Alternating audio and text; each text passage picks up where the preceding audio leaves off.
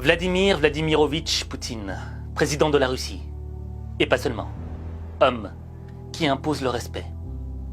Et dans cette vidéo, je vais te présenter 3 techniques secrètes qui vont te permettre de t'imposer comme Poutine.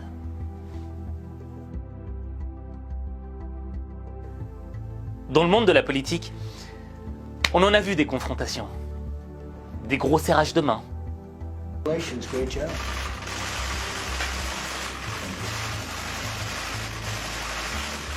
For all peoples. Thank you.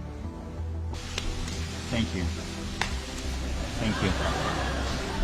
I like him a lot. Il y a aussi le coup du je te laisse passer, je te laisse pas passer, passe devant, passe après.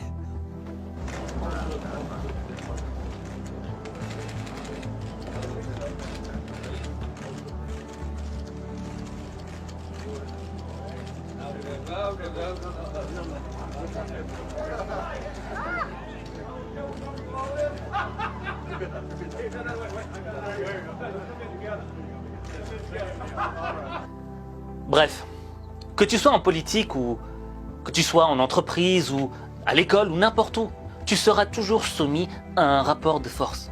Tu vas pas y échapper. Et le problème, c'est que quand tu es dominé, c'est difficile de vivre. Maintenant, imagine-toi si tu pouvais inverser ce rapport de force. Maîtriser quelqu'un qui est peut-être plus fort que toi. Quelle serait ta vie? Quel genre de personne tu deviendrais? Pour moi, le plus grand maître du rapport de force, c'est Vladimir Poutine. Et maintenant, on va découvrir la première technique secrète.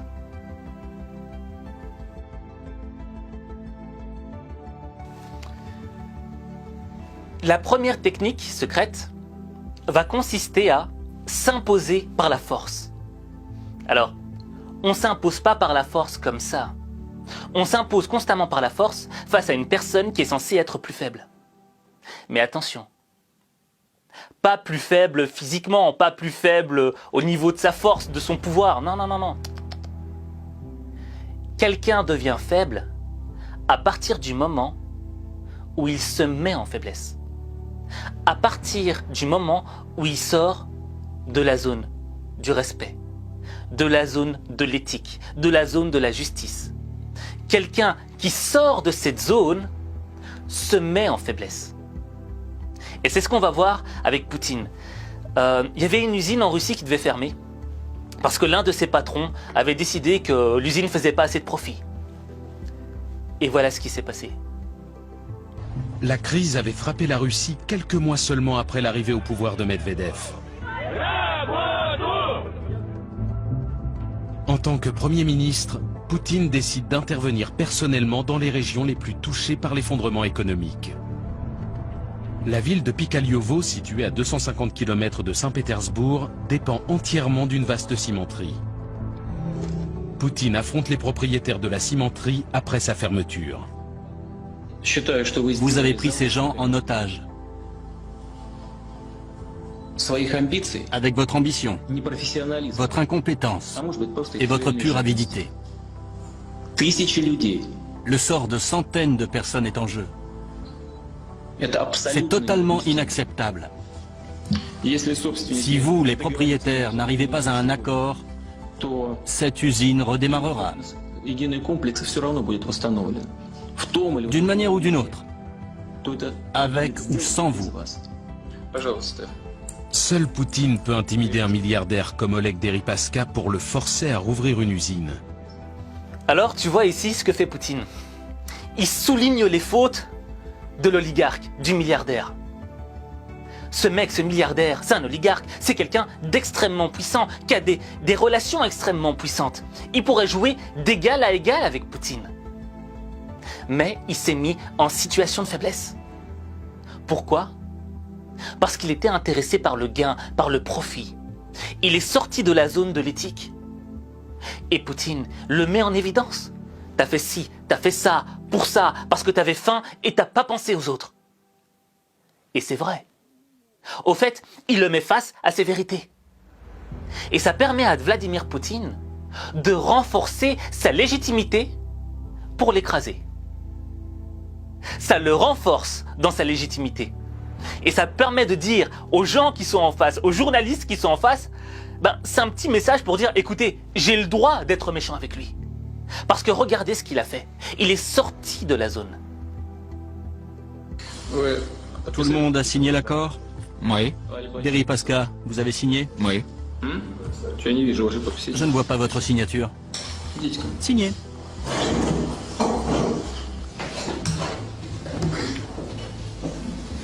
Voici l'accord.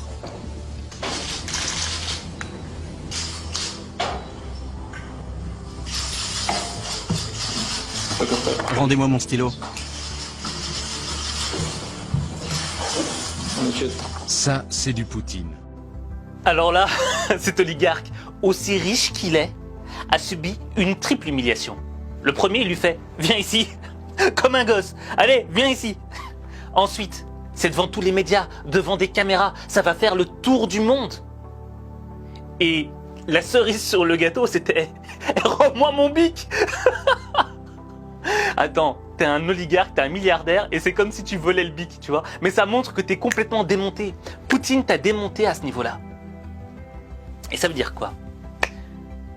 C'est pas la force qui compte, c'est la légitimité. Même si Poutine a peut-être plus de pouvoir que cet oligarque, il s'est pas imposé par la force. Il s'est imposé par la légitimité, parce qu'il avait le droit. Et toute l'idée, elle est là. À partir du moment où tu sors de la zone et que tu te mets en faiblesse toi-même, on aura le droit de t'écraser. Je vais te donner un exemple très simple. Moi, une fois, je m'étais fait arrêter par la BAC, brigade anticriminelle. Et tu vois, le flic de la BAC commençait à me provoquer. Tu vois, hey, qu'est-ce que t'as? T'as un problème? Qu'est-ce que tu veux? Pourquoi tu me regardes comme ça? Nani nana. Et je me dis, ok, d'accord. Tu vois, je me tais. Je reste silencieux. Tu vois? Parce que je sais qu'il cherche à me provoquer. Il cherche la réaction. Et si je réagis, si j'insulte, si je dis un truc, je sors de la zone. Et là, il sera totalement légitime de me mettre une droite, de m'écraser, de faire ce qu'il veut. Donc, la zone. À partir du moment où tu sors de la zone, tu te mets en faiblesse. Parce que parfois, ton adversaire n'attend que ça. Tu vois? Et là, cet oligarque russe, il est sorti tout seul de la zone. Il a pas pris conscience qu'il y avait Poutine derrière. Tu vois ce que je veux dire? Donc, toute l'idée, c'est vraiment de rester dans la zone. Comme ça, l'autre n'est pas légitime à t'écraser. Et il y a un autre gars, un autre homme qui était sorti de la zone également. C'était Nicolas Sarkozy.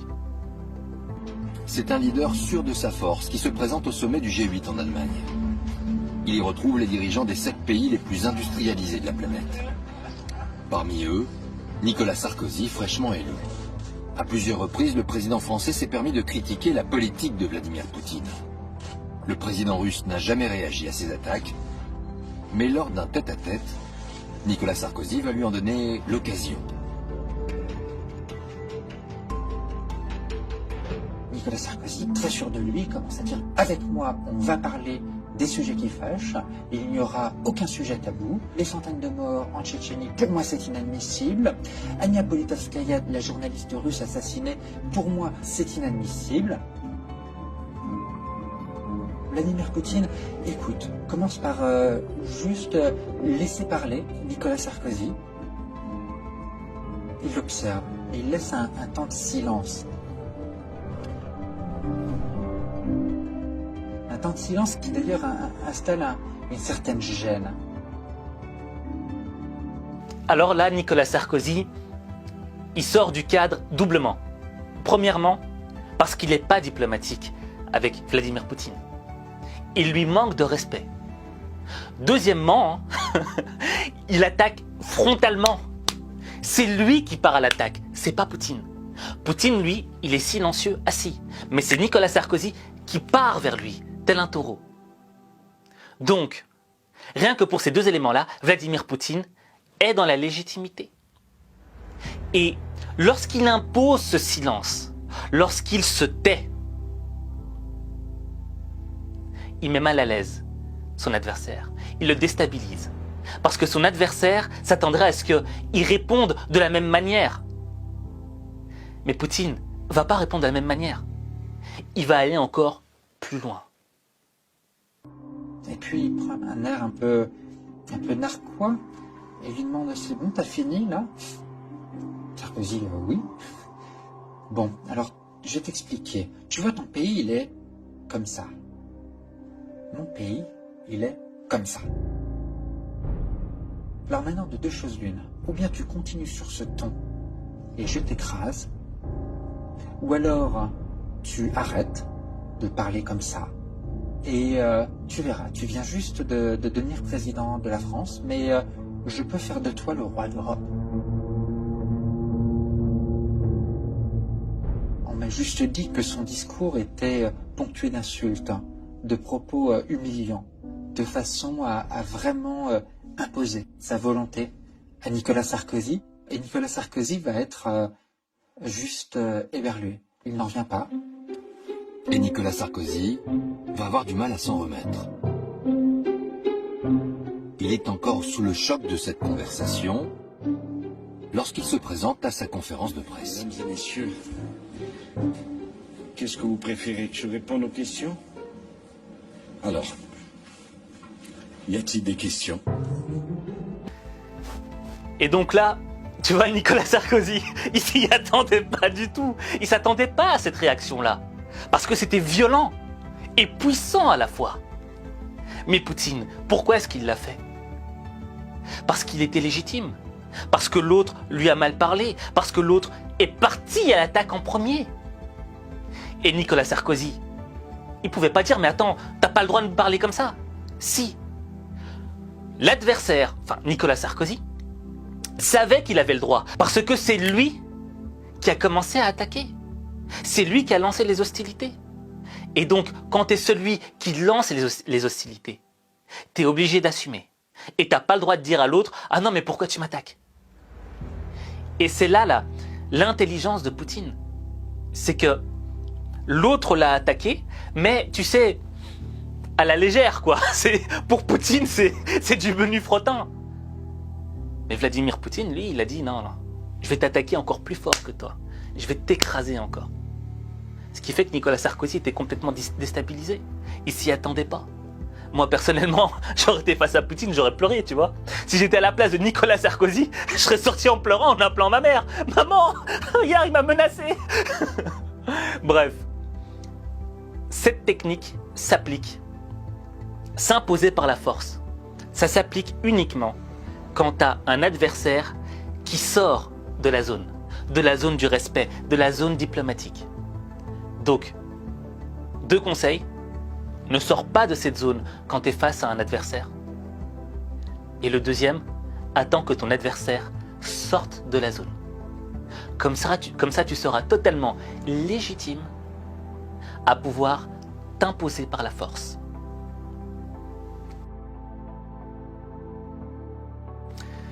La deuxième technique secrète, elle consiste à déstabiliser ton adversaire. Quand est-ce que tu déstabilises ton adversaire? Eh bien, tu le déstabilises quand il ne sort pas de la zone et qu'il est à peu près à force égale à toi. Tu vois? Donc, il ne s'est pas mis en faiblesse. Donc, le seul moyen pour t'imposer face à ce genre d'adversaire, c'est de le déstabiliser. Alors, il y a 2 types de déstabilisation, la petite et la grande. Mais l'objectif de ces 2 déstabilisations reste la même. Te mettre mal à l'aise. Et en te mettant mal à l'aise, je prends le dessus sur toi. Alors, pour moi, le plus bel exemple de petite déstabilisation, c'était la rencontre Poutine-Emmanuel Macron. Tu vois, Poutine ne connaît pas tout à fait Emmanuel Macron. Tu vois, c'est que les débuts. Et il doit le mesurer. Et Emmanuel Macron, c'est quelqu'un qui est très diplomatique. Et il reste dans le cadre. Il ne sort pas de la zone.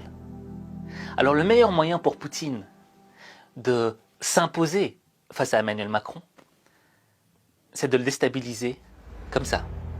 Ensuite, c'est parce que je crois dans la politique étrangère de la France, qui est une politique fondée sur l'indépendance. Et il y a des sujets sur lesquels nous avons des alliances fortes avec les États-Unis d'Amérique, en matière de sécurité collective, et où nous travaillons remarquablement bien, ce qui fait que moi je dois constamment parler avec le président Trump, et nous avons cette relation très forte. Et il y a des sujets sur lesquels nous avons des désaccords. Il n'y a pas d'alignement systématique. Emmanuel vient de dire que l'Europe et les États-Unis ont des engagements communs, notamment en matière de sécurité, mais il ne faut pas avoir peur là-dessus. Nous allons vous aider, nous allons assurer la sécurité. En tout cas, nous allons faire tout ce qui dépend de nous pour qu'il n'y ait plus de nouvelles menaces. Je pense que c'est dans cet axe qu'on doit réfléchir surtout.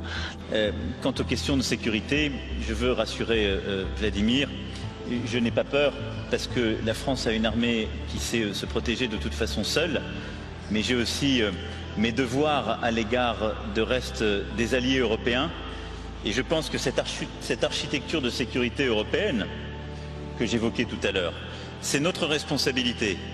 Mais elle ne se fera pas en tournant le dos aux États-Unis d'une part, et elle ne peut pas se faire aux dépens d'autres États de l'Europe d'autre part. Et ça, c'est notre capacité à faire. Donc je n'ai pas peur, et je veux faire. Mais on a chacun notre bout du chemin. C'est bien dommage. Bien dommage. Emmanuel Macron répète 2 fois « Je n'ai pas peur ». 2 fois. Rien que la petite question de Poutine l'a déstabilisé. Alors peut-être que Emmanuel Macron, en répétant 2 fois, n'avait pas peur. Mais qu'est-ce que tu penses de quelqu'un qui te répète 2 fois « Je n'ai pas peur ». Je n'ai pas peur. Peut-être qu'il n'a pas peur. Mais ça démontre qu'il a été déstabilisé. Que cette question l'a déstabilisé. Et quand Poutine sourit et rigole et il dit « N'aie pas peur Emmanuel », il sait très bien ce qu'il fait. Et là, il a compris qu'il l'a déstabilisé. Donc ça, c'est vraiment la petite déstabilisation. La grande déstabilisation, là, c'est l'objectif, c'est de te mettre face à tes peurs, face à tes angoisses. Et je sais qu'en te mettant face à tes peurs, ça va faire rejaillir tes faiblesses. Et ça, Poutine, il est très fort là-dedans. Par exemple, ce qu'il faisait avec Angela Merkel, chancelière d'Allemagne, il savait pertinemment bien qu'elle avait peur des chiens. Alors lui, il venait constamment avec son gros chien quand Angela Merkel venait le voir, et il faisait peur avec son chien. Et Angela Merkel était tétanisée, elle pouvait rien faire, elle était face à sa faiblesse, face à ses peurs. Et Poutine, bon, ça on l'a pas vu en caméra, mais il l'a fait face à des journalistes japonais. Regarde ça.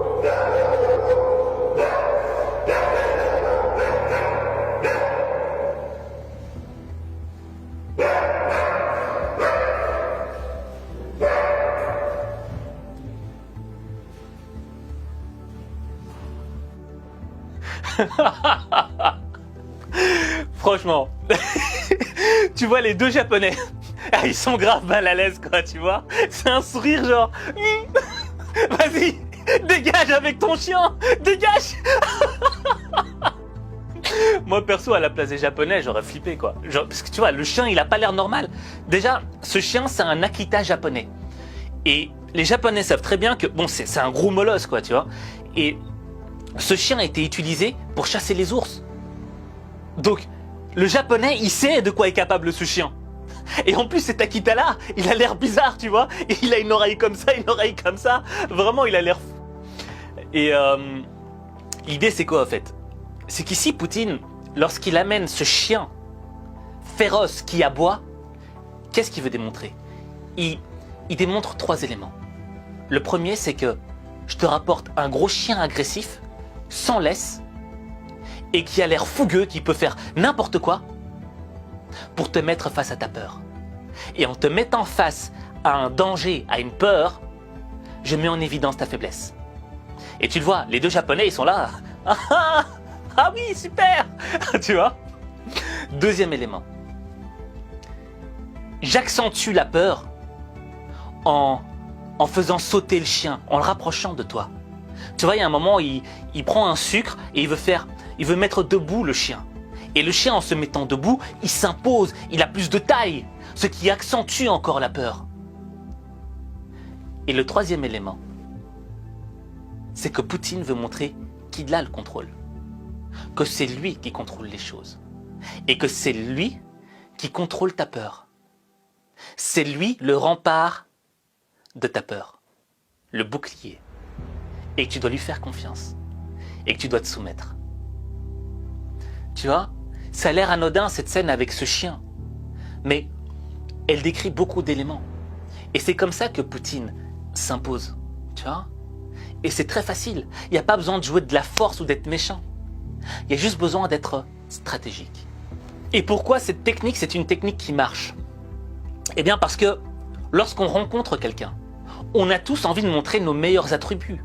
On veut que la personne pense le meilleur de nous-mêmes. Tu vois? Alors on gonfle un peu notre ego, ce qui est humain. C'est normal de le faire. Et Poutine le sait. Et c'est là qu'il est stratégique. C'est qu'il va te dégonfler. Et en te dégonflant, tu perds confiance en toi. Et en perdant confiance en toi, ça me permet de m'imposer face à toi. Lorsqu'il y a une guerre entre deux armées, tu vois, certes, la puissance de feu compte, mais l'esprit, la confiance est un autre élément important. Si ton armée perd totalement confiance malgré sa puissance de feu, c'est fini, t'as perdu. Et c'est vraiment l'aspect psychologique. Et Poutine joue sur cet aspect psychologique. Allez, on passe à la troisième technique.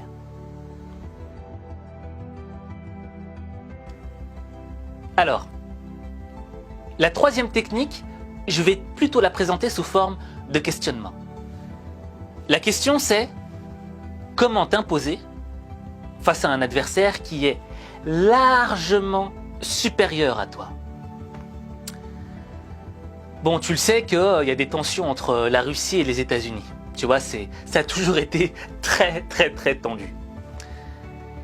Et le budget militaire américain est 10 fois supérieur aux Russes. Je pense que les Américains, c'est peut-être 600 milliards de dollars et les Russes, c'est 60 milliards. À confirmer en commentaire. Bref. Poutine, comment est-ce qu'il fait pour maintenir un rapport de force face à un adversaire qui est largement supérieur? C'est assez simple. Il essaye de coincer son adversaire. Comment? En utilisant sa force contre lui-même. Poutine, c'est un judoka. C'est un champion de judo. Enfin, champion, c'est peut-être un grand mot, mais il pratique le judo. Et dans le judo, pour battre ton adversaire, pour battre un adversaire qui est peut-être plus fort que toi, parfois il est intéressant d'utiliser sa force contre lui. D'utiliser sa force pour le faire tomber. Sans que toi, tu n'aies besoin d'utiliser le maximum de ta force. Et c'est ce que Poutine a fait avec les Américains. Notamment dans certaines zones de guerre. tu vois, les Américains, ils peuvent pas attaquer un pays, ils peuvent pas envoyer des hommes sur le terrain sans un soutien aérien. Et en général, le soutien aérien des Américains, c'est l'avion de chasse F-35. Tu vois, c'est un avion ultra sophistiqué qui coûte hyper cher. Tu vois, et c'est pas tous les pays qui peuvent le produire. Donc, les Américains partent à l'attaque sur le terrain avec un soutien aérien. S'il n'y a pas de soutien aérien, les hommes qui sont au sol sont un peu comme à l'aveugle. Et ça ne leur permet pas de pouvoir remporter la bataille. Et Poutine, il le voit. Il voit qu'en réalité, la force de l'adversaire, c'est son soutien aérien. Et lui, il n'a pas les moyens militaires, il n'a pas le budget pour construire autant de F-35 que les Américains. Il va perdre. S'il va en confrontation frontale, il perd et il le sait. Qu'est-ce qu'il fait? Il fabrique des missiles anti-aériens, les S-400. Et le S-400, les missiles S-400, ce sont des missiles que aucun... Allez, si tu as un missile S-400 chez toi, il n'y a aucun avion qui peut passer au-dessus de chez toi, c'est impossible. Il se fait tirer dessus direct. C'est un bouclier aérien défensif. Et là, tu vois, il met KO son adversaire. Pourquoi? Parce que son adversaire ne peut pas intervenir dans une zone à intérêt russe parce qu'il n'y aura pas le soutien aérien. Donc, je vois la force de l'adversaire, mais je l'utilise contre lui. Je le bloque, je le coince. Tu vois ce que je veux dire? Donc ça, c'est la troisième technique secrète. Analyser ton adversaire, analyser sa force, sa principale force, et faire en sorte de le coincer dans sa force. En conclusion, bon, c'était c'est assez hard hein, ces techniques, tu vois. Mais tu peux utiliser ça dans ta propre vie. Parce que dans ta vie, il y a des gens qui vont pas te respecter. Il y a des gens qui seront plus bas que toi et qui vont pas te respecter, qui vont sortir de la zone. Dans ta vie, tu auras des gens qui seront largement supérieurs à toi dans différents domaines et qui vont pas te respecter, qui vont tout faire pour t'écraser. Et utiliser ces techniques dans ta vie te permettra de garder le contrôle, de garder la force. Alors, sur Vladimir Poutine, il y a encore tant de choses à dire. Mais si je dis ces choses-là, ça va être très polémique. Et peut-être que voilà quoi, demain je me fais attraper par un service secret et je suis dans un cachot. Mais bon. L'idée c'est quoi? C'est pour moi d'analyser les gens qui ont un talent, d'analyser les gens qui ont quelque chose. Même si on les aime pas, même si parfois ce sont les pires crapules du monde, il y a toujours quelque chose à retirer chez quelqu'un, une technique qu'on peut greffer à notre vie. Tu vois ce que je veux dire? Maintenant, j'ai une question à te poser. Poutine, c'est quelqu'un qui avait de l'ambition et qui est monté, qui est passé d'officier du KGB à directeur du FSB et ensuite qui est devenu président de la Russie et qui est resté. Tu vois? Et voilà, on a tous une ambition dans la vie. On a tous quelque chose qui nous pousse. On a tous quelque chose qu'on aimerait avoir. Et moi, je voudrais savoir, quelle est ton ambition? Quelle est ton ambition dans la vie? Dis-le en commentaire. Ça m'intéresserait de le lire. Et en même temps, peut-être que, en fonction de l'ambition que tu as, j'en ferai une vidéo de motivation pour t'aider à atteindre ton objectif. Sur ce, n'oublie pas qu'il n'y a que toi qui peux changer ta vie. Il n'y a que toi.